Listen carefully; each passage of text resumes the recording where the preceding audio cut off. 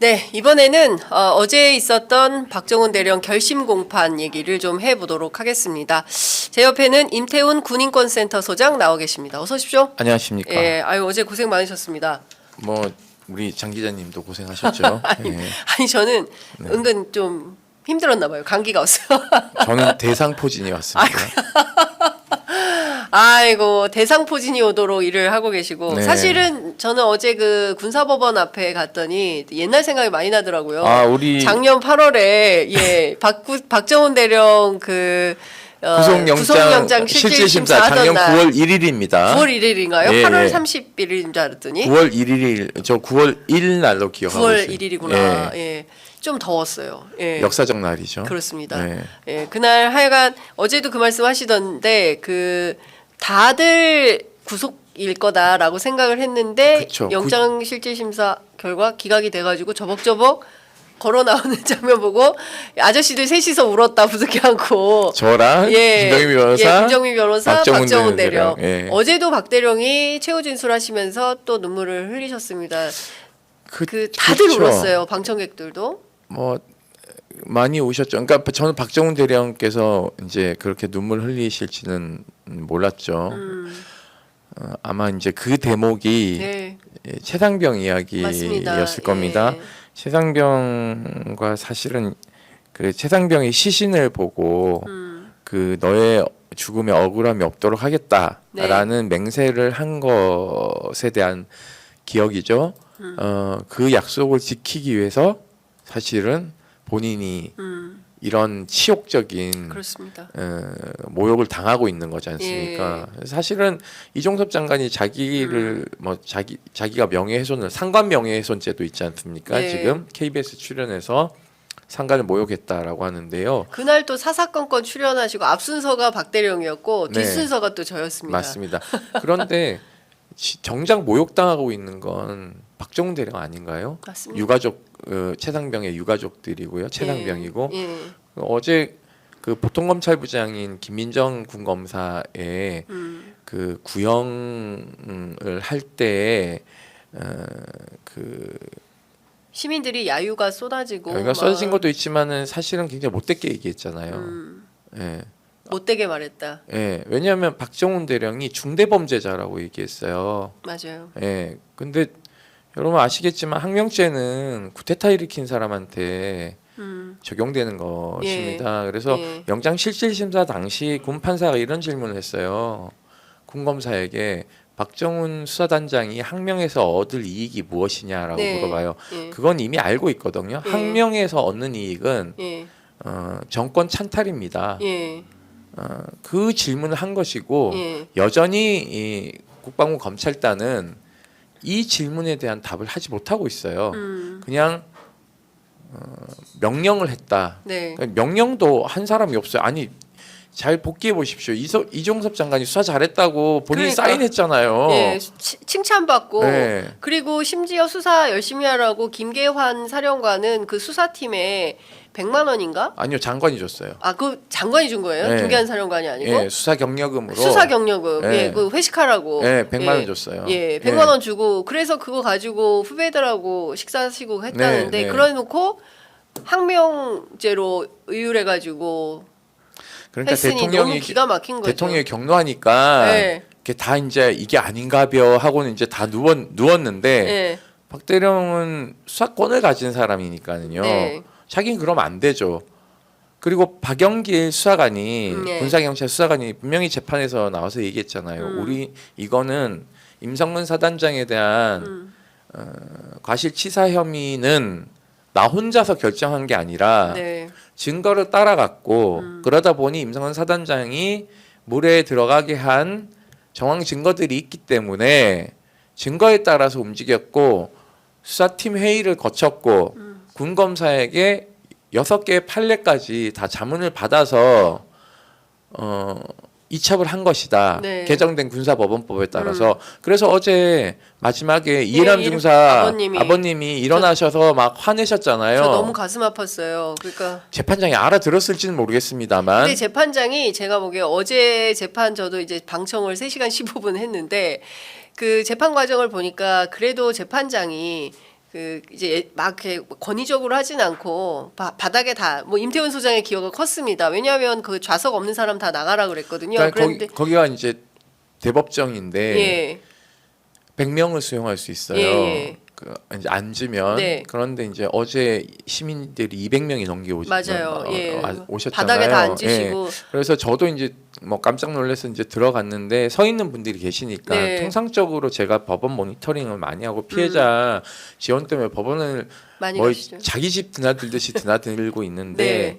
법원 가면 통상적으로 이렇게 이제 꽉 차면 서 있게 해도 해줘. 해요. 예. 예. 그런데 서 있으면 안 된다고 예. 거기 법원 행정처 직원이에요. 예. 군사법원 나가라고 막 예. 해서 제가 딱 제지했잖아요. 예. 이게 무슨 짓을 하시는 거예요? 아니, 제가 저는 그때 진짜 네. 어떤 생각이 들었냐면, 그러니까 현장을 목격하는 목격자로서의 기자가 이런데 꼭 필요하다라고 생각했고, 현장에서 이런 문제가 생겼을 때.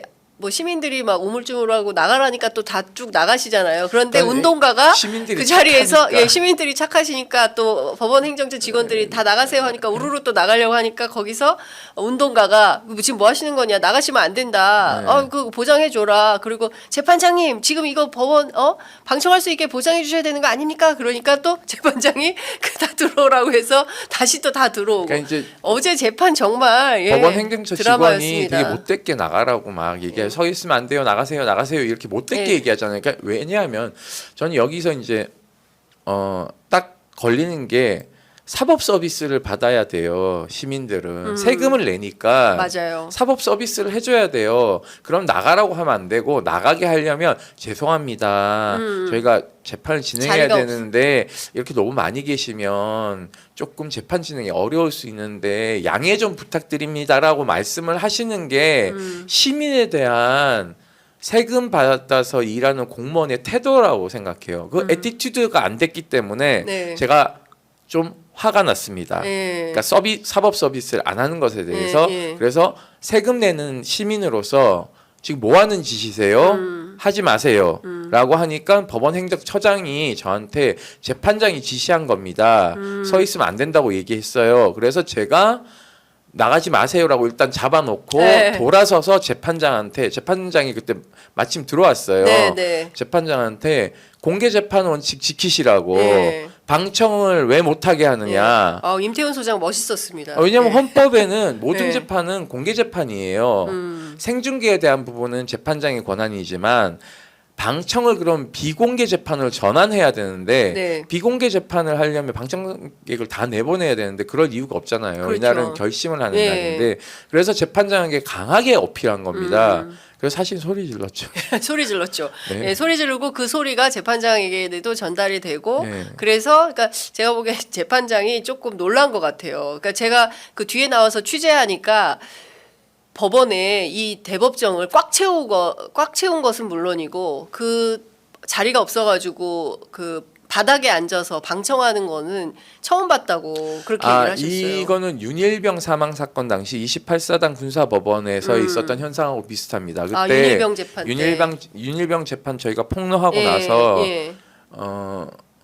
버스가 3대 넘게 가서 그 바닥 앞에 지금 여기는 공간이 있지만 거기는 좀 좁으니까 예. 서기들 있는데 막 거기까지. 거기까지 다 바닥에 앉았었어요. 윤일병 재판 때. 네, 그러니까 윤일병 어머님도 오셨어요. 오셨죠. 어제 군 유가족 분들이 다 오셨어요. 네, 많이 오셨습니다. 홍정기 일병 어머님도 네, 오시고 맞습니다. 마지막에 이해람 중사 아버님께서 막 그 목 놓아서 말씀하실 때 진짜 저는 그 재판정 자체가 저 갑자기 또 울컥하는데 진짜 그랬습니다. 예. 이해람 중사 아버님이 마지막에 향해한 건 이런 뜻이죠.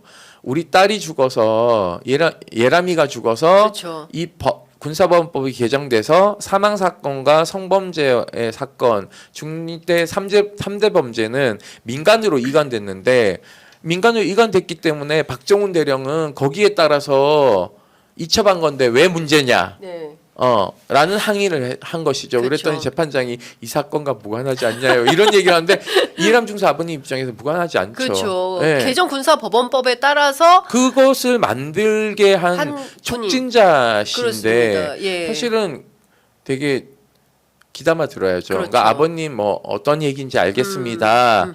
뭐 아버님 말씀도 재판부가 참고는 하겠습니다라고 네. 얘기를 하고 이제 끝내면 되는데 네. 뭐 이 사건하고 관계 없지 않습니까? 이렇게 얘기해가지고 네. 아버지가 더 화가 많이 네, 나신 것 그랬던 같아요. 같습니다.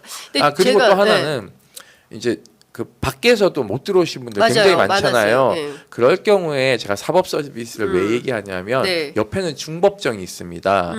그러면 그곳을 오픈하고 영상 중계를 그 공간에서 할 수 있게끔 해줘야 되는데 네.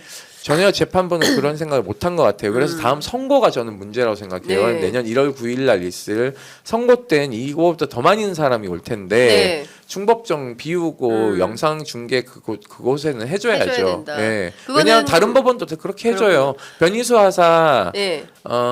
그 복직 소송 선고할 때도요. 예. 대전지방법원이 그 너무 좁으니까 다른 공간에 조금 큰 곳에 네. 그 영상 중계를 할 수 있도록 배려를 해줬습니다. 그렇군요. 예.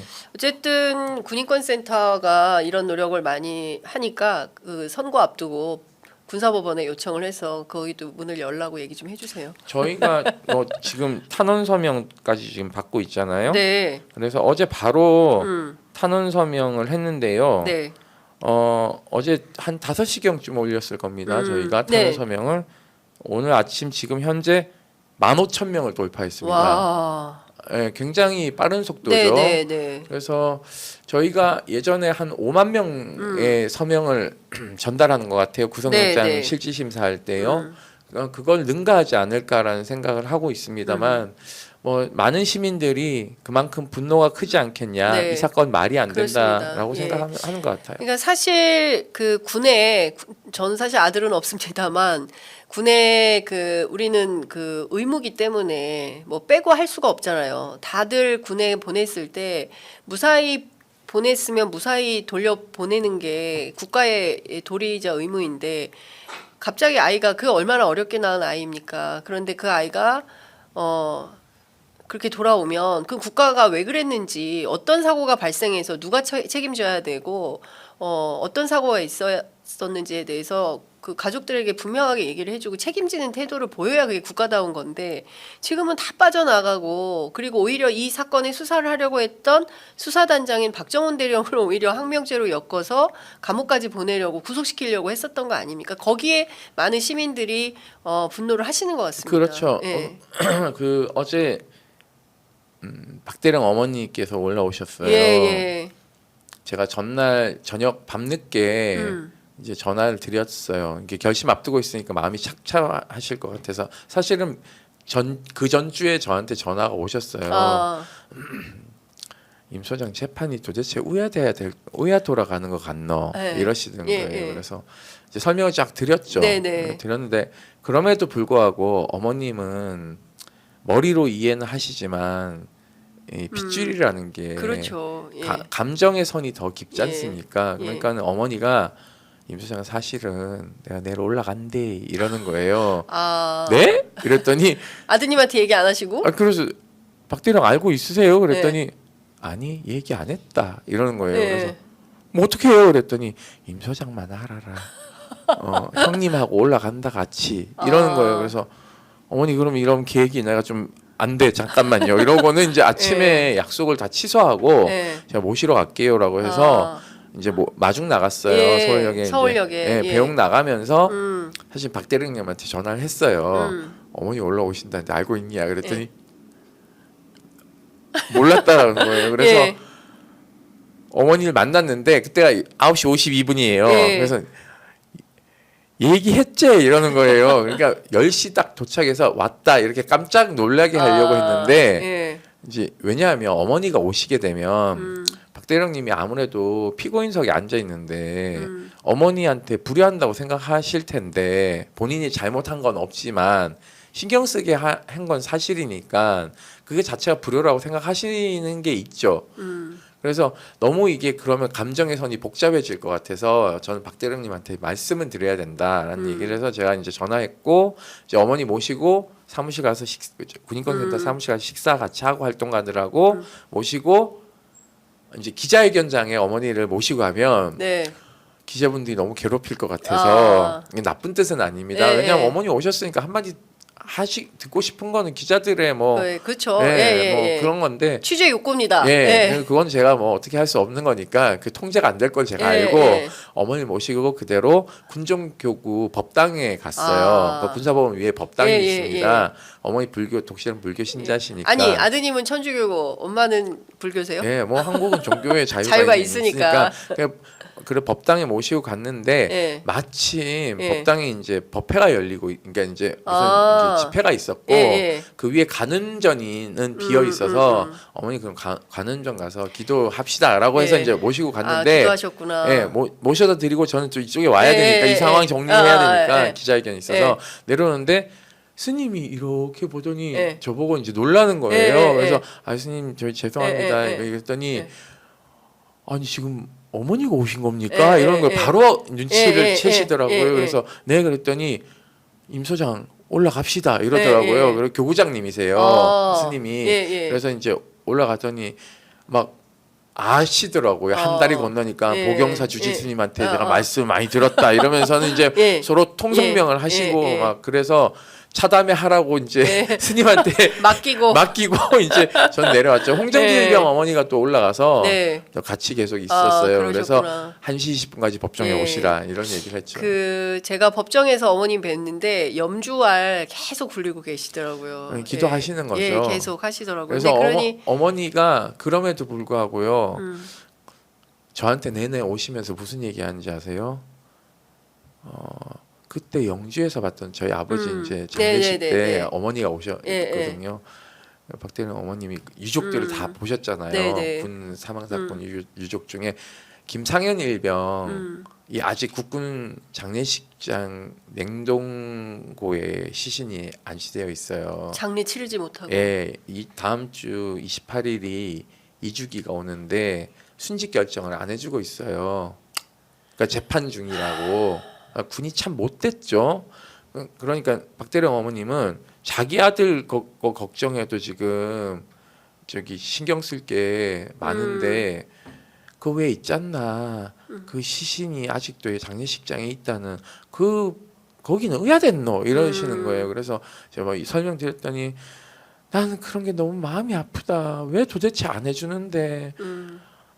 이 걱정을 하는 거예요. 다른 유족 걱정하고 계시는 거예요. 아들 걱정을 해도 모자랄 판인데 그러니까 그 어머니의 그 아들이구나라는 생각이 들더라고요. 그러니까 제가 보기에 그 박대령이 얼마나 강직한 군인의 표징이 됐습니까? 그러니까 대한민국에 이런 분들이 계시고 그 어머님이 그렇게 키워내셨기 때문에 박대령이 오늘 이렇게 꿋꿋하게 견디고 뭐 의인이 되어 있는 게 아닌가라는 생각이 좀 저도 듭니다. 그렇게 생각하고 있습니다. 어머니 뵐 때마다 깜짝깜짝 놀라요. 어제 혹시 가셨다가 떡 받으셨죠? 예, 받았습니다. 너무 잘 먹었습니다. 그 떡 어머니가 준비하신 겁니다. 그러니까요. 아드님 떡을 준비했다고. 뭐 그래서 생일 겸이기도 해가지고, 하고 이제 거기 와주시는 게 이제 고맙으니까 어머니 입장에서는 이제 뭐라도 좀 해야겠다 싶어서 한 떡을 한 100개를 알겠습니다. 준비하셨더라고요. 자.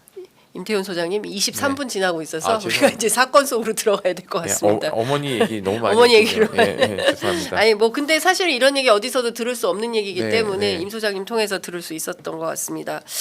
그 구형 3년 나왔고요. 그리고 아마도 이제 재판부가 선고를 할 텐데 통상 3주 안에 선고를 하는데 이번 경우에는 내년 1월 9일로 미뤘습니다. 그 사이에 군사법원 인사가 있다는 얘기를 들었어요. 연말에. 이럴 경우에 군 당국 혹은 또 재판부가 어떤 고민과 판단 속에서 이렇게 선고기일을 늦췄을까 이렇게 분석하고 계십니까? 일단은요. 무죄가 나든 유죄가 나든 판결문은 굉장히 많이 써야 될 겁니다. 왜냐하면 항명죄 재판이 거의 없기 때문에 사실상 판례를 하나를 만드는 것이라서 군사재판부 입장에서는 항소심이 열릴 서울고등법원의 눈치를 보지 않을 수가 없고요. 그리고 사건에 대해서 평의를 합니다. 이제 배석 판사들하고 유무죄에 대한 부분을 판단을 하기 때문에 여기에서 예를 들면은 전원 무죄 이러면은 이제 판결을 빨리 쓰는 거죠. 그러면은 무죄의 취지가 무엇인가에 대한 평의를 할 거예요. 그러면은 이제 판결문 쓰는 게 굉장히 용이해지는데 예를 들면은 평의에서 한 명은 유죄, 뭐 두 명은 무죄 또는 두 명은 유죄, 한 명은 무죄라고 하면 계속 평의를 좀 합니다. 네. 왜냐하면 이제 이게 합의부 재판이니까는요. 합의를 해야 되니까. 네. 그러니까 합의가 안 됐을 경우에는 정말 합의가 안 되면 표결을 하기도 합니다. 판사들이. 예. 네. 그러니까 이제 셋이서. 셋이서. 네. 그러면 이제 거기에 따라서 판결문을 써야 되니까 네. 기일을 조금 많이 넉넉하게 잡은 것 같아요. 아. 그리고 또 이제 크리스마스도 껴 있고 또 이제 연말 연초도 네네. 있으니까 예. 그래서 조금 그렇게 이제 한 것 같다라는 느낌이고요. 네. 이 재판부가 선고하고 가지 않으면 네. 사기죠. 사기다. 예, 사기죠. 네. 아니 본인들이 심리 다 해놓고는 결심까지 다 해놓고는 선고를 본인들이 안 하고 가면 네. 사기죠. 다만 판결문을 작성해놓고 갈 수는 있겠죠. 이 재판부가 판결문까지 다 써놓고 예. 선고는 다른 재판부가 온다. 아까 와서 그걸 읽는 정도만. 정도이 될 수 있는데 예. 여튼간에 이제 뭐 만약에 이 재판부를 날린다, 예. 뭐 인사이동을 시킨다 그러면 예. 그건 또 다른 외압이죠. 인사이동 시키면 그것도 또 다른 외압이다. 그건 전 그것도 탄핵 대상이라고 생각합니다. 이것 때문에라도 김용현 장관 탄핵이 필요하다 이렇게 김용현이 아니라 뭐 그 윗선까지도 대통령? 봐야 되는 거죠. 예. 네. 예. 뭐 김용현 씨는 지금 뭐 파병시키면 탄핵시켜야 되는 상황이기도 하고 네. 그분은 뭐 굉장히 위험한 사람이긴 합니다만 네. 어찌되었건 이 재판부가 선고를 내리지 않는 것은 또 다른 외압이다라고 제가 규정 지었잖아요. 네, 또 다른 이미 오래전에 네. 재판 네. 출정할 때 이 재판부를 갈아치우는 예. 순간 그것 예. 또한 탄핵 대상이라는 걸 윤석열 대통령은 명심해야 된다 이런 네. 얘기를 했습니다. 예. 그러면 재판부가 그러니까 교체될 가능성은 있으나 뭐 그렇게 됐을 때는 이것은 저는 외압의- 교체될 가능성은 없다고 보는데요. 없다고 보는 거다. 예. 있어서는 안 될 일이니까. 예. 재판부 교체는 예. 없을 것이다. 그렇지만 예. 이 정부는 뭐 상식이 전혀 없는 정부기 때문에 예. 그 대통령이 두 명이지 않습니까? 그러니까는 그분이 또 뭐라고 하면은 또 바뀔 수도 있지 않겠어요? 근데 이 사건 뭐 초반부터 지금까지 쭉 팔로우를 하고 계시기 때문에 누구보다 이 사건 잘 들여다보고 계셔서 근데 최근에 뭐 재판부의 기류 변화가 있다거나 뭐 이런 것들이 좀 있습니까? 그런 건 전혀 없습니까? 기류 변화는 없었고요. 예. 재판부가 지난 재판 9회 공판 때 네. 임기훈 전 그 대통령 안보실 국방비서관이 왔지 않습니까? 와서 기가 막힌 일이 벌어졌는데요. 예. 지금은 임기훈 국방비서관이 아니라 국방대 총장이 됐죠. 그러니까 쓰리스타로 영전에서 들어갔는데 예. 이분이 변호인 신문을 하니까 변호인한테 국회에서 답변했으니까 국회 답변을 가름하겠다 해가지고 변호인단이 발칵 뒤집혔습니다. 세상에 재판에서요? 네, 그래서 재판장한테 재판장께서 하셔야 된다. 형사소송법상 증인이 답변 거부할 수 있는 거부권은 두 가지 사유밖에 없다. 네. 첫째, 국가안보 사안. 예. 두 번째는 본인의 형사소추 우려가 있을 경우 예. 이 두 가지에 대한 예. 답변 명확성을 지휘하시라고 얘기를 해요. 만약에 군사안보 사안이라서 답변을 못한다 그러면 재판을 휴정하고 비공개 재판을 전환해서 재판분 들어야 돼요. 그러니까 방청객 다 내보내고. 네. 그럼 그게 군사 사안이냐 아니냐를 판단해야 되는 권한이 재판장에게 있는 겁니다. 네. 그런데 그러면은 그때도 답변을 안 하면 과태료 50만 원을 물려야 돼요. 네. 그럼 두 번째 물어서 또 군사 안보 사안이라고 얘기를 하면서 비공개 재판에서 또 답변 안 하면 과태료 50만 원. 50만 원 주구장창 먹어야 되니까 예. 그 고지라니까 임기훈이 예. 아까는 안보 사안이라 그랬다가 자기 형사소추 우려가 있어서 답변 거부합니다라는 얘기를 시종일관 계속해요. 그래서 800에 7070도 막 묻기도 하고 800 7070 그래서 답변 나왔습니까? 답변 안 하죠. 예. 그리고는 또 저것도 물었던 것 같아요. 그 대통령에게 보고할 때 네. 뭐라고 보고했냐, 뭐 이런 것들도 이제 답을 예. 안 합니다. 예. 그러니까 재판장이 이제 질문을 해요. 예. 재판부도 이제 예. 신문을 하니까 예. 재판장이 임기훈 국방비서관한테 3대 중대범죄가 민간으로 입첩됐다는 걸 언제 알았냐라고 하니까 이 사건 나고 나서 알았다라고 얘기합니다. 그러면은 대통령에게 보고를 허위 보고를 한 거예요? 허위 보고를 한 거죠. 그러니까. 거기에 따르면 예. 그럼 지금 감옥 가야 될 사람은요 예. 국방비서관이에요. 박정훈 허위 보고- 대령이 아니라. 예, 허위 보고죄로. 예. 근데 지금 대통령이 경로했다는 게 예. 맥락이 음. 잘 이해가 되지 않잖아요. 3대 네. 범죄가 저희가 초기에 그랬어요. 윤석열 대통령 3대 범죄가 이건된 거 모르는 것 같아. 라는 얘기를 한 적이 있어요. 예. 설마 그랬는데 이렇게 되면은 얼추 맞는 거죠. 왜냐하면 이종섭 장관이 해외로 내뺄 때 네. 그거 다시 돌아오게 한 게 한동훈 당대표잖아요. 그러니까 지금 국민의힘. 해외로 내뺐다는 것은 이종섭이 호주 대사, 호주대사. 출국 얘기하시는 예. 거죠? 예. 그런데 이걸 유일하게 예. 사실은 해외 도주 시킨 거 아닙니까? 도주대사. 음. 왜냐하면 본인이 지금 경로한 것 등등등에 대한 증인을 빼돌리는 거 아니에요. 수사 외압에 대한. 그런데 문제는 왜 제가 한동훈 당대표 얘기를 하냐면요. 네. 한동훈 당대표는 법무부 장관 당시 음. 3대 범죄 이관에 대해서 너무 잘 알고 있었어요. 네. 그 당시 제가 법무부 장관에게 법이 개정돼서 검사들의 기소권이 생겼으니 군사 사건에 대해서 음. 피해자 보호에 만전을 기해야 된다는 얘기를 해요. 네. 그랬더니 자기가 일선 검사에게 지휘서신 내려보내듯이 친서를 내려보내요. 이 개정되니까 음. 피해자 보호에 만전을 기하라고 네, 이거 네. 뭐해? 예. 그러기 때문에 본인은 인지하고 있는데 음. 대통령은 인지하지 못하고 있었던 거죠. 어. 이런 것들을 보면 대통령실이 국정 장악 능력이라던가 네. 법에 대한 이해라던가 이런 것들이 굉장히 텐션이 떨어진다라는 거고 심지어 이시원 당시 공직기강 비서관은 네. 대통령 경로를 뒷받침하기 위한 수사 이첩된 것을 뺏어오기 탈취하기 위한 계획들을 다 예. 법무관리관하고 짜지 않습니까? 이런 것들을 보면 통상적으로 이런 사건이 벌어지면 법무부 장관한테 물어봐야 되는 거죠. 네네. 이거 좀 어떻게 처리하면 좋겠냐.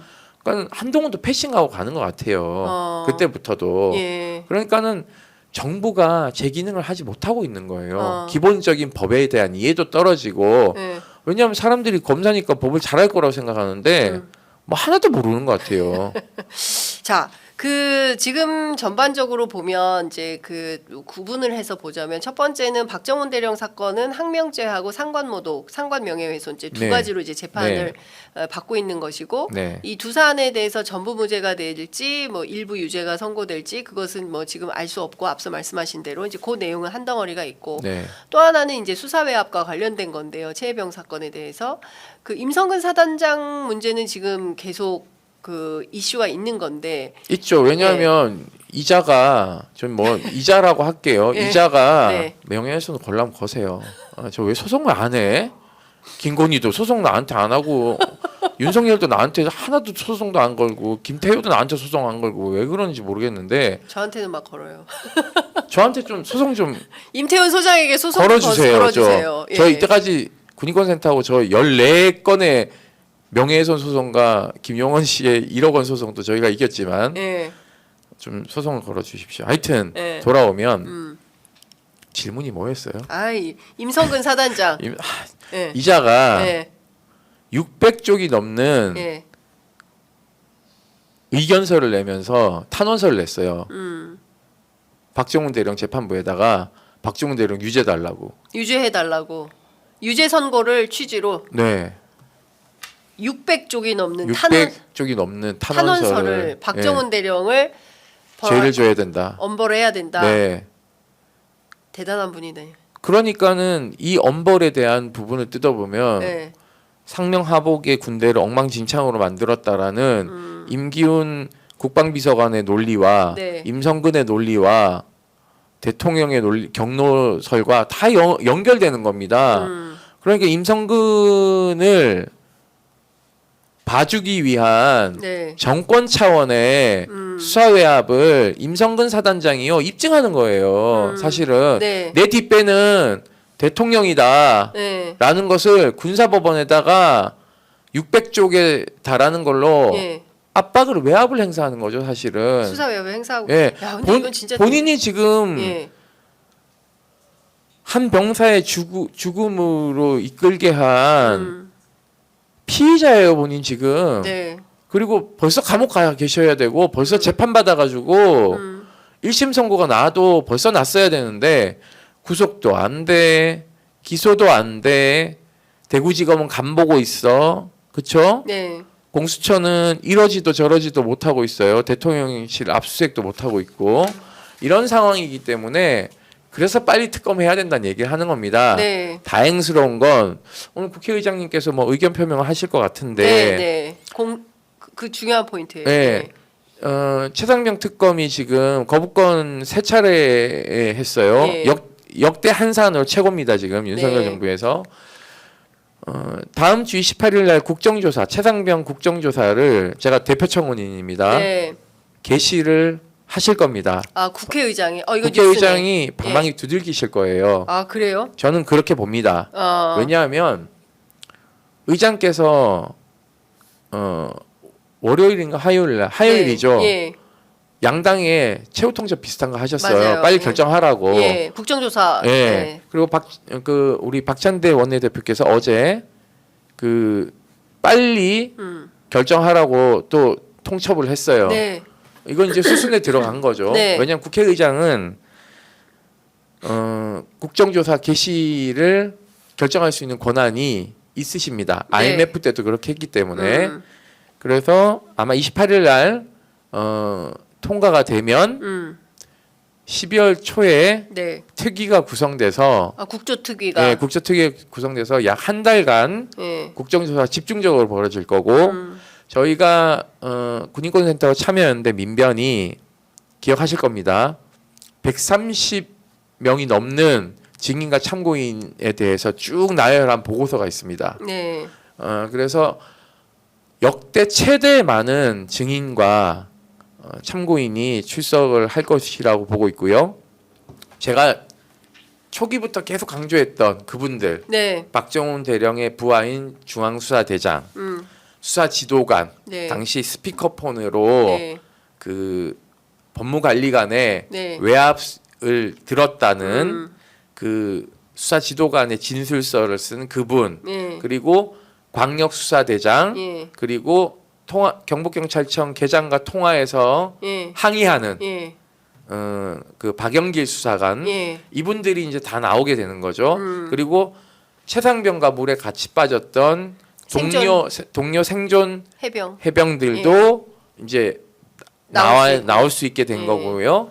그리고 경북경찰청 수사 이첩 받았던 수사 관계자들까지 네. 거기 불법으로 수사 기록을 내준 네. 수사부장, 예. 경북경찰청장, 예. 국수본의 과장, 예. 대통령실에 파견돼 있던 지금 경찰국장으로 영전한 예. 치안감이죠. 네. 이 사람, 그리고 윤희경 경찰청장도 끌려 나와야 됩니다. 네. 그리고 국수본부장도 나와야죠. 예. 당연히 이시원 나와야 되죠. 예. 그리고 김태효도 불려 나와야죠. 예. 그리고 대통령 경로를 했냐 안 했냐 대통령한테 물어야 되냐. 대통령도 저는 국조에 불러야 된다고 생각합니다. 예, 윤석열 대통령도 국정조사의 증인으로 출석해야 된다. 와야죠 당연히. 본인이 네. 경로에서 지금 이사달이 났는데 네. 지금 군이 쑥대밭이 된 거는 박정훈 대령 한 사람 때문에 그런 게 아니라 네. 대통령이 경로했기 때문에 그런 거예요. 그리고 뭐 임성근도 와야 되고 네. 그리고 당시 인솔했던 간부들 있잖아요. 수군이 부대를 다 인솔했던 네. 초급 간부들, 예. 중간 간부들 다 있을 거 아닙니까? 이 사람들도 다 나와야죠. 그날 도대체 무슨 일이 있었는지. 그리고 임성근이 자기는 지휘하지 않았다라고 강변하면서 육군 54단장이 지휘했다라고 하는데 54단장도 한번 불러봐야 되는 거죠. 어떤 예. 입장인지요. 예. 왜냐하면 물에 빠졌을 당시에 가장 현장에 빨리 온 사람이 이분이기도 하거든요. 그래서 생존 해병들이요 그때 뭐라고 했냐면요. 그렇게 난리를 피우더니 우리가 물에 빠졌을 땐 코빼기도 안 보였고 남의 사단장이 54단장 와가지고는 자기들 위로해줬대요. 전쟁 나면 부하 버리고 도망갈 사람이에요. 이 사람은. 임성근 사단장이 그럼에도 불구하고 이제 자기의 무죄를 탄원하는 조건으로 오히려 박정훈 대령을 벌해달라고 600쪽이나 되는 탄원서를 냈으니 당연히 이제 못난 사람이에요. 예. 그러니까 지금 보면 말씀 주신 대로 임성근 사단장도 또 불려 나와서 얘기를 하게 될 거고 국회 국정조사는 오늘 저 의장이 발표를 할 예정이고 아직 발표는 안 한 거고. 뭐 입장을 내지 않을까 싶은데요. 네. 뭐 그런 얘기가 어제 돌더라고요. 예. 어제 뭐 보도도 예, 일종 나왔습니다. 그리고 네. 또 하나는 우리 새로 밝혀진 거 포항지청 검사들이 군 검사에게 전화해서 예. 기록을 빨리 우리한테 달라라고 얘기를 해요. 이 새롭게 증언이 나온 겁니다. 지난 재판 때 박영길 수사관에 의해서. 예. 그렇기 때문에 당시 포항지검 검사들도요. 예. 다 불려 나와야 됩니다. 이게 도대체 누구의 지시인가? 그리고 여러분 기억하시겠지만 청문회 때로 기억하는데요. 임성근 사단장이 문자 나누다가 네. 그 언론의 사진에 찍혀가지고 정청래 위원장이 너 누구랑 지금 문자 나누고 있어라고 했는데 외사촌 검사, 광주 고검인가? 그렇죠. 그 검사 저희가 감사 청구했는데 감사원 아무 답도 안 하고 저렇게 뭉개고 있고요. 대검에다가 징계 요청하는 징계 요청서 저희가 접수시켰는데 아직까지 뭘 하고 있는지 모릅니다. 이분도 끌려 나오셔야죠. 도대체 어떤 일을 했는지. 왜냐하면 공식적인 검사가 근무 시간에 임성근 사단장의 그걸 돕고 변호인을 하고 있으면 변호인을 하고 있었죠. 안 되죠. 예. 직업윤리 위반이죠. 이거는요. 징계 명백한 징계 사유입니다. 그러니까 이 사건만 하더라도 지금 보면 관계인들이 굉장히 많은 건데 핵심은 권력인 거예요. 그러니까 권력, 그렇죠. 그러니까 대통령의 권력이 너무 크고 권세가 크니까 그 시키는 대로 다 하던가 아니면은 거기에 대해서 이것은 문제다 반기를 든 거는 박정훈 대령 하나인 것이고 나머지들은 다 권력에 굴종하다가 이렇게 다 굴비 엮듯이 엮여서 전부 국정조사 증인으로 출석하지 않으면 안 되는 이런 상황이 됐다. 저는 잘못 건드렸다고 생각해요. 왜냐하면 기소를 하지 말았어야죠. 처음에. 그러니까 기소를 했기 때문에 이 사달이 나는 거예요. 정확하게는. 왜냐하면 박정훈 대령은 군인이기도 하지만은요. 군사 경찰입니다. 그러니까 군인이 칼을 하나 차고 있다면 군사 경찰이면 칼을 2개 차고 있는 거예요. 그런 사람을 지금 건드렸어요. 잘못 건드린 거죠, 사실. 그리고 박정훈 대령이 재판장에서 얘기를 했죠. 본인은 더 이상 진급할 길이 없다. 그러니까 이제 공격이 있어요. 너 별 달려고 하는 거 아니냐라고 하는데요. 그 해병대는 장군 승진이 여기 군사 경찰 병과는 없습니다. 그렇기 때문에 정년이 2026년에 이미 정해져 있어요. 그런데 아이러니하게도 지금 군사경찰 병과장과 수사단장 보직이 2개가 다 날아갔잖아요. 정년이 늘어났어요. 그러니까는 병과장의 계급 정년이요. 더 빨리 집에 갑니다. 사실은. 그래서 본인은 더 이상 누구에게 잘 보일 이유도 없고 승진할 수도 진급할 수도 없기 때문에 좀 이상한 논리들로 계속 공격을 하고 있어요. 그리고 심지어는 임성근 사단장하고 사이가 안 좋아서 그렇다라고 얘기하는데 아니 사이 거짓말. 내가 사진도 봤어. 사진이요? 무슨 사진이요? 둘이 이렇게 막 손잡고 이렇게 막 임성근 사단장이랑 박정훈 친해요. 에? 그런 사진도 있어. 박정훈 대령하고 임성근 사단장이 친하다고요? 왜냐하면 해병대는 좁기 때문에요. 사이 나쁘게 지낼 수가 없어요. 그러니까 다 아는 사이인 거예요. 그러니까 제가 들어보니까 김계환 사령관도 형님 동생 하는 사이잖아요. 그래서 재판장이 그러니까 어머니가 더 화가 나는 거예요. 어떻게 이럴 수가 있냐고. 형님 동생하고 그렇게 친하던 사람들이 가족 같아요. 그렇게 지내다가 사건이 딱 터지니까 박정훈 대령 하나를 딱 찍어가지고 악마화하고 네가 다 책임지고 감옥 가라 하고 그런데 알고 보니 그 위에는 대통령의 경로가 있었고 그래서 대통령의 경로에서 임성근 사단장 빼고 이첩하라고 했는데 그럴 수 없고 사건 다 조사를 해보니 도대체가 임성근 사단장은 뺄 수가 없어서 임성근 사단장을 포함해서 8명에 대해서 이첩을 했는데 그거 했다고 지금 이렇게 그렇기도 하고요. 사건 발생 직후 김계한 사령관이 포항 해병대 내려가서 밤에 1일 결산을 하는데 방첩부대장하고 네. 방첩부대장이 대령이에요. 예전에는 기무부대장이라고 네, 했죠. 네, 네. 방첩부대장하고 박정훈 수사단장을 불러서 일일 결산을 하는데 그날 방첩부대장이 먼저 임성근 얘기를 꺼냅니다. 왜냐하면 기무는 빨리 정보 파악을 하거든요. 왜냐하면 위에 대통령한테 다 보고해야 되니까 네. 모두가 하나같이 임성근을 지목하더라. 임성근을 사법 처리해야 될 것 같다라는 의견을 내요. 아, 그래서 기무부대. 기무 부대장이 예, 예. 먼저 정보 파악을 다 하니까 네. 그래서 이 얘기를 결산할 때 박정훈 수사단장이 처음 들어요. 그래서 왜냐하면 수사는 진행 속도가 느려요. 그쵸. 왜냐하면 진술을 받아야 되니까 그쵸. 이렇게 써야 된단 말이에요. 그러니까 먼저 본인 진술서 보통 쓰고 무슨 일이 있었나 쓰고 그걸 읽은 다음에 그 참고인으로 불러서 문답을 하기 때문에 수사 인력이 투입돼서 이 문답 조서를 꾸미는데 시간이 걸린단 말이에요. 그렇죠. 그렇기 때문에 그 목격자나 물에 빠진 사람들이 8명이고 목격자가 있으니까 이 진술을 받아내는데 이제 시간이 좀 걸리는 겁니다. 예.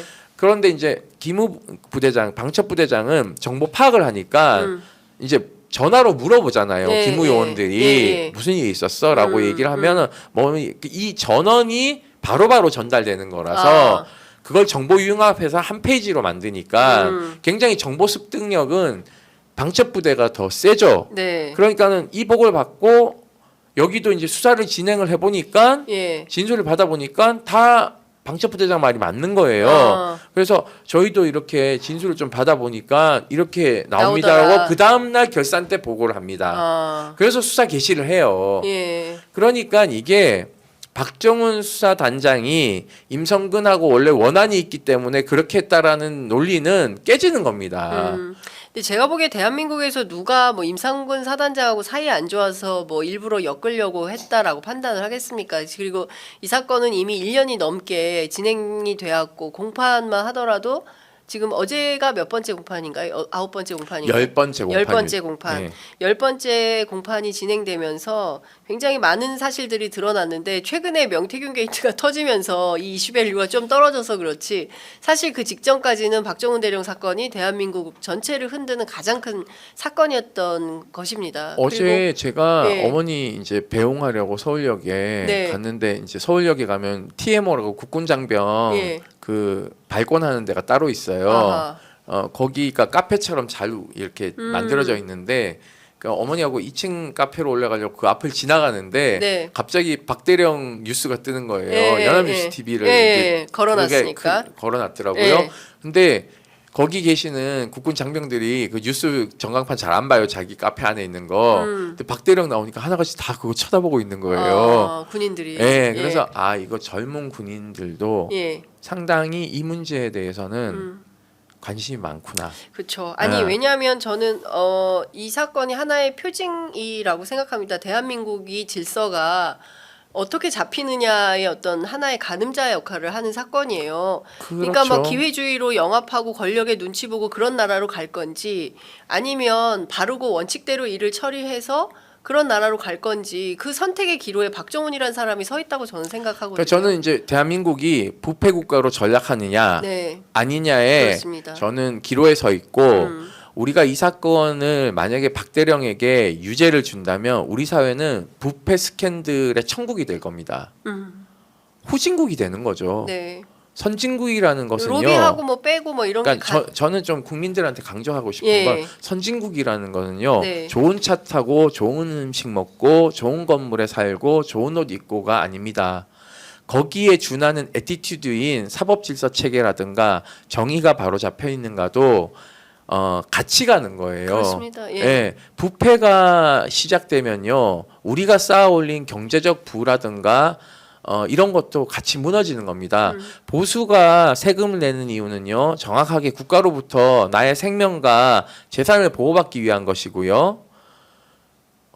진보주의자들이 세금을 내는 것은요, 평등하기 위해서인 겁니다. 이게 양 날개로 존재하는 것이지, 지금 박정훈 대령이 유죄를 받게 되면요, 한 날개가 꺾이는 겁니다. 보수가 세금을 내는 가치가 무너지기 때문에요.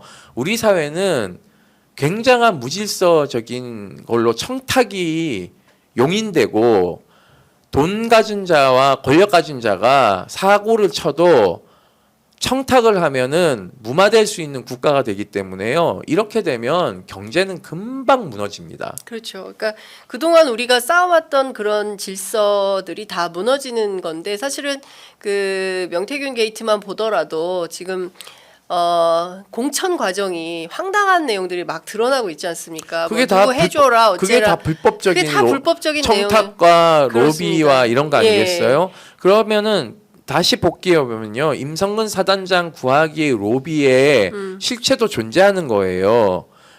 명태균 게이트가 작동했다면 임성근 게이트는 어떻게 작동했는지를 봐야 되는 거죠. 거기에는 한 사람의 억울하게 죽은 최수근이라는 국민 징병제의 상징적 인물이 있는 것이고요. 피해자가 네. 그것을 지키려고 했던 우리나라 대한민국의 근간을 지키려고 했던 한 군인이 있는 겁니다. 네. 그러면은 사실은 명태균 게이트 하고 봤을 때 네. 비슷한 맥락이 있는 거죠. 그렇습니다. 네. 네, 그렇기 때문에 많은 국민들께서 분개하시고, 근데 다만 그런 건 있는 것 같아요. 거부 행동하고 계시죠. 네, 그렇죠. 네. 그런데 지금 국민들은 이런 것 같아요. 이 정도면은 거의 끓는 점 100도씨에 와 있는 것 같은데 국민들의 분노는. 근데 생각보다 이게 잘 교체가 안 된다. 왜 그러는 걸까? 몇 가지가 있죠. 이제 심리적 탄핵 상태에 놓여 있죠. 한 80%가 그럴 거라고 생각합니다. 예. 그런데 문제는 한번 탄핵을 시켜보지 않았습니까? 신중해지는 거죠. 왜냐하면 탄핵을 시키게 되면 그 다음 대선 주자가 나와야 되는데 진보 쪽이든 보수 쪽이든 그 다음 이제 출마할 사람을 생각해야 되는데 이것이 불확실성을 가지고 있는 게 있지 않나라는 생각이 드는 거고 네. 그 선택점이 어느 정도 놓이게 되면 국민들은 이제 윤석열을 감옥 가라고 할 수 있는 결단을 하기 위한 거리로 나오는 이제 역량이 네. 높아질 텐데 네. 아직 많은 국민들은 제가 봤을 때 한 60% 이상의 국민들은 지켜보고 있는 것 같아요. 그게 윤석열을 봐주거나 김건희를 봐주는 건 아니에요. 네. 그걸 저는 착각하는 순간 사람들은 거리로 나온다고 생각하는 네. 거거든요. 그러니까 저희 같은 이제 촉진자 역할을 하는 활동가들은 네. 계속 거리에서 그리고 언론을 통해서 문제 제기를 하고 힘을 모아내는 역할들을 이제 해야 되는 거죠. 그래서 이번 주말도 네. 아, 이번 주말도 집회했습니까? 지난 주말은 김건희 특검이 주 네. 이슈였는데요. 이번 거부권 거부행동 집회는 김건희 특검과 최상병 특검을 동시에 다 넣었습니다. 그래서 왜냐하면 이거 박정훈 대령에 대한 구형이 네. 있기 때문에 제가 거부권 거부행동 예. 회의에 들어가서 네. 같이 걸어야 된다는 네. 얘기를 했고 저희가 6개의 행진 그 스피커 트럭이 있는데요. 네. 그 중에 이제 하나를 최상병 네. 박대령 건으로 이제 아. 저희가 이제 올라가서 예. 가두 행진할 때 예. 시민들에게 아. 이제 저랑 우리 사무국장이랑 예. 호소하는 얘기들을 많이 할 겁니다. 그렇군요. 네. 그러면 내일 일단 이런 거예요. 국민들은 이 너무 뭐가 많다. 그러니까 뭐 조국혁신당 따로, 민주당 따로, 또 촛불행동 따로, 거부권. 촛불행동은 네. 숭례문에서 집회를 하시고 아. 6시에 강화문 집회에 합류하기로 이미 결의를 하셨습니다. 근데 그것도 다 합쳐서 한꺼번에 하면 안 돼요? 그럼 꼭 그게 다 따로 해야 돼요? 아니요. 이제 왜냐하면 네. 본인들의 주장하는 게 조금 결들이 조금 다르기 때문에 일단 각계 전투를 하시고 이제 계속 모이는 거죠. 네. 그래서 촛불행동도 함께 하기로 했기 때문에 아. 이제 6시 되면 강화문은 이제 다 크게 모이는 거예요? 북적북적 할 겁니다. 그래서 뭐 그럼 시민사회는 몇 시에 하는 거예요? 시민사회 6시에 하는 걸로 아, 제가 그러면 알고 6시에 있습니다. 다 같이 하는 예, 거예요? 예. 정당 집회들은요? 정당은 민주당이 15분 동안만 하기로 했다는 것 같아요. 그래요? 예, 그래서 예. 이번에는 시민행동, 그러니까 거부권 거부행동에 네. 집중해 주시기로 했기 때문에 조금 뭐 많이 모이면 좋지 않을까라는 생각이 들고요. 네. 이제 이게 문제가 뭐냐면요. 매주 집회를 하는 게 과연 이제 맞는가에 대한 이제 논의도 있는데 저희 취재 편의점 매주 나가고 있어서 이번 주 나가면 4주 차입니다. 예. 그렇군요. 저희 제작진들이 주말을 반납하고 있습니다. 많지도 않은 제작진이 그러니까 하루도 못 쉬고 일을 하고 있어요. 군인권센터 예. 활동가들도 지금 그렇죠. 그 예. 9명의 이제 뭐 예. 그러니까 10명의 상근자가 있는데 예. 지금 절반 이상 지금 동원을 제가 해서 예. 제가 이제 한 번 대표님, 더 예. 동원하면은 그러니까요. 욕 먹을 것 같아서 제가 막 거의 읍소를 하고 있습니다. 아니 그래서 사실은 이제 그런 시민 사회가 애쓰는 그런 집회도 좀 그 새로운 변화가 필요할 것 같다. 그래서 나가고 싶어도 너무 정당 깃발 많으면 좀 난 당원도 아닌데 좀 앉아 있기가 좀 그렇다 이런 분들이 있으시더라고요. 그럴 그래서, 수 있죠. 그래서 예. 뭐 아까 저는 이물감 같은 게 있을 수 있잖아요. 네, 그렇죠. 예. 근데 사실은 정당 당원이라는 게 뭐 사실 뭐 이제 한국은 좀 너무 당원에 대한 그런 게좀 이미지화된 게 좀 있어요. 예. 그러니까 전 편견이라고 생각하는데요. 예. 선진국들 보면 당원 가입 많이 하거든요. 그래서 저는 다양한 사람들이 많이 왔으면 좋겠어요. 뭐 저는 보수 정당 네. 당원들도 오실 수 있다고 생각해요. 국힘 당원이 네. 오실 수 있거든요. 저희 집 앞에 세탁소 사장님 국힘 지지자신데요. 예. 맨날 가면요 예. 윤석열 집에 보내야 된다고. 잘못 봤다고. 예. 그 얘기를 해요. 예. 당신이 찍어놓고. 그 찍은지는 내가 뭐 안 물어봤고요. 근데 예를 들면 네. 믿었는데 배신당했으면 나오시면 돼요. 그 뭐 민주당원도 있을 수 있고요. 뭐 여러 층의 당원들이 있을 수 네, 있는 그렇죠. 거 아닙니까? 예. 그 차이는 좀 극복해야 된다고 생각합니다. 우리가 다양성이 존재하는 민주공화국인데 네. 기억하시겠지만 박근혜 탄핵 때도 나 박근혜 찍었는데요 하면서 부산 아침에 맞아요. 올라와서 막 소리 지르고 그 연설하셨죠. 예, 연설하셨죠. 예. 그러니까 저는 많은 분들이 만민공동회를 맞습니다. 꾸려서 다양한 사람들 보수주의자 또 오고 해서 이 난국을 함께 타게 하는 게 되게 뚫고 가는 게 그렇죠. 중요하지. 맞습니다. 저는 뭐 그걸 가지고 너는 누구를 지지하냐 너는 누구 지지하냐 하고 안 싸우셨으면 좋겠어요. 예. 어차피 투표장 들어가면 누구 찍는지 아무도 아, 몰라요. 저도 네. 그래서 지금 중요한 것은 말씀하신 대로 이 난국을 대한민국은 늘 집단지성의 힘으로 지혜롭게 돌파를 했거든요. 근데 바로 지금 그 단계에 와 있다고 생각을 하고 여기서 누구를 지지하든지 간에 어쨌든 대한민국 코가 바르고 제대로 그리고 박정훈 대령식으로 올곧게 가기 위한 그런 선택을 위한 행동이 아닌가 싶습니다. 우리 박정훈 대령 그 기자회견 때 한 200~300명 왔는데요. 예. 거기 각양각색의 사람들 그게 많아요. 그렇더라고요. 예. 그러니까 저는 그게 다양성이라고 생각하기 맞습니다. 때문에요. 예. 저는 그런 모습이 좀 이루어졌으면 좋겠고 서로 조금 차이 있더라도 싸우지 않고 목표를 향해서 가면 한국이 조금 더 선진국의 반열에 오를 수 있지 않을까라는 생각은 가지고 있습니다. 알겠습니다. 하여간 지금 중요한 국면에서 활동을 앞서서 하고 있기 때문에 내일 저희 취재 편의점도 현장에 나가니까요. 예, 많은 분들 함께하면 좋겠습니다. 강조드리고 싶은 건 네. 이제 박정훈 대령이 항명죄로는 최고의 구형을 받았어요. 네, 그렇죠. 왜냐하면 항명죄가 적전 그러니까 전쟁 중일 때는 사형, 무기징역 또는 10년 이상의 징역이에요. 전시에는 그러니까는 적전일 경우 막 네. 붙었을 예, 경우에 예. 전시 사변 시에는 계엄 지역일 경우는 1년 이상 7년 이하고요.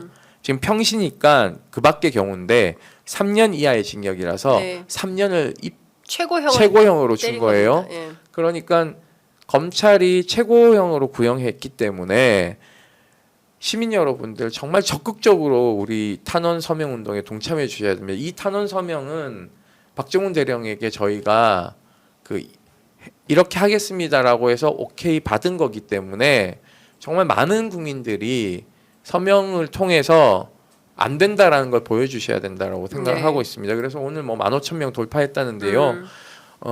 저희가 1월 3일까지 받습니다. 네. 주변에 널리 링크를 퍼뜨려 주시고요.